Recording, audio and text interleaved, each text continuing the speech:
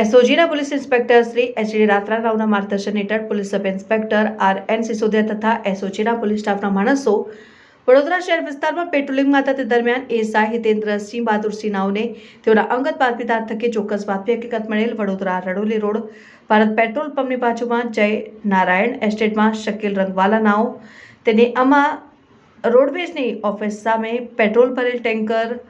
ના ડ્રાઈવર તથા મળતિયા માણસો સાથે ભેગા મળીને ટેન્કરમાંથી પેટ્રોલ ડીઝલની ચોરી કરવાની ગેરકાયદેસર પ્રવૃત્તિ કરે છે જે બાતમી હકીકતને આધારે બાતમીવાળી જગ્યાએ જઈ રેડ કરતા બાતમી હકીકત મુજબ જણાઈ આવેલ અને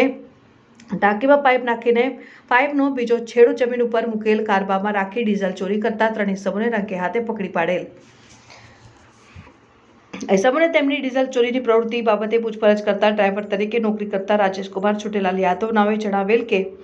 વાપીના જય અંબે ટ્રાન્સપોર્ટ માલિક રામકૃત યાદવ નાઓ હું છેલ્લા 1 મહિનાથી ડ્રાઈવર તરીકે નોકરી કરું છું। સવારના આશરે 9 વાગે ઓર્ડર મુજબ કોયલી બીપીસીએલ કંપનીમાંથી ટેન્કરના પહેલા 2 કમ્પાર્ટમેન્ટમાં પેટ્રોલ તથા છેલ્લા કમ્પાર્ટમેન્ટમાં ડીઝલ ભરીને Gandhi and company Kalol bus station પાસે કાલોલ ગોધરા રોડ કાલોલ ખાતે આવેલ ભારત પેટ્રોલિયમ ડીલર્સના પંપ ઉપર ખાલી કરવા જવા માટે નીકળેલ અને દર વખતની જેમ ટ્રીપ મુજબ અમા રોડવેઝના માલિક શકીલ રંગવાલા અને તેના માણસ ચિરાગને ટેલિફોનિક સંપર્ક કરીને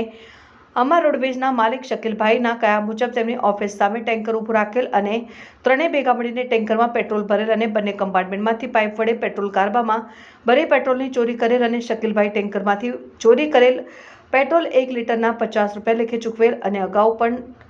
ત્રણેય ભેગા મળીને 3 વખત ટેન્કરમાંથી પેટ્રોલ ડીઝલ કાઢેલ અને અમા રોડવેઝના માલિક શકીલભાઈ છેલ્લા 6-7 વર્ષથી પેટ્રોલ ડીઝલની ટેન્કરોમાંથી ચોરી કરીને વેચાણ કરતા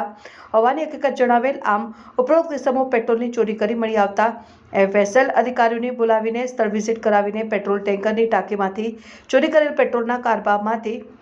જરૂરી એફએસએલ પરીક્ષણ અર્થે નમૂના લેવડાવીને આગળની કાયદેસરની કાર્યવાહી હાથ ધરવામાં આવેલ છે।